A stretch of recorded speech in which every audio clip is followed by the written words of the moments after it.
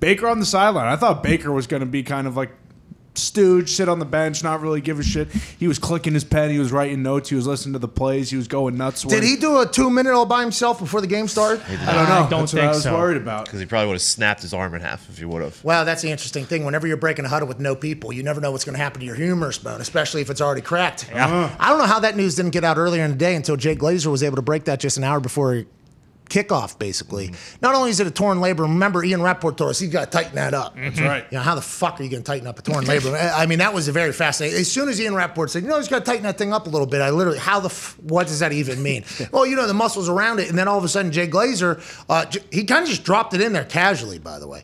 Also, broken humerus bone, which I always thought was funny bone. So did I. Thought it was the elbow.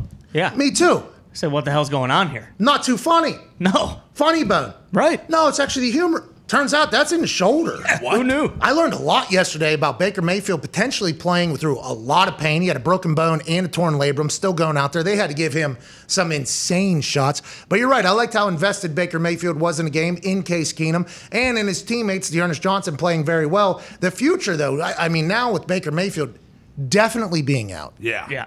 And they're saying, well, whenever the broken humerus heals, he'll be able to get back because the rotator cuff will be able to keep the torn labrum in check or whatever. It's like, okay, so you need a torn labrum to heal itself and you need a bone to heal itself. I might know I think it was up here, wasn't it? That's what So I that's looked the this whole morning. humerus bone.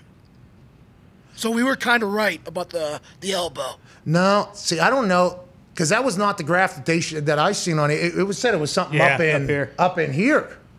So we might have been lied to. Humerus, right? Yeah. I'll look again. Sorry. No, you're probably right. What I'm saying is I was very confused last night because they were saying it was up in the Like near the When I looked clavicle. this morning, I saw that picture as well. But then there's also like a second thing like up here that connects it to that longer thing. So there's humeri. There might be Whoa. humeri.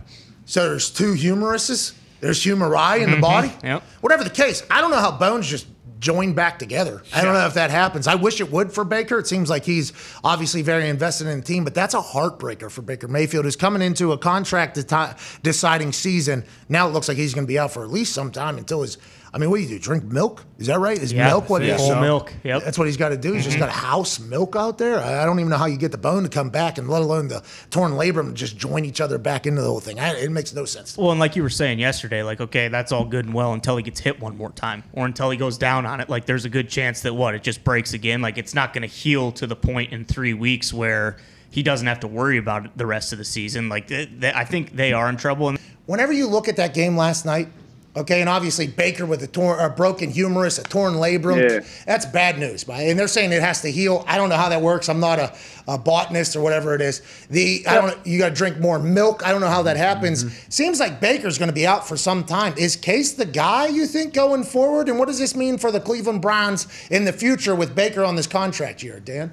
Yeah, you may not be a botanist. I'm a geologist, so I've got it taken care of. But It's nice of you. I think Baker, from what I've heard from people that are, in the medical profession, that this is something that can heal really quickly, like 2 or 3 weeks, the bone itself. Really? And once the bone heals, they can strengthen some stuff around it. So I don't think it's like this is, again, just like the doctor people that I've spoken to. I'm in the camp that I don't think this has tremendous impact on the future of Baker Mayfield's potential as the starting quarterback for the Browns. I do not think Case Keenum is the future there.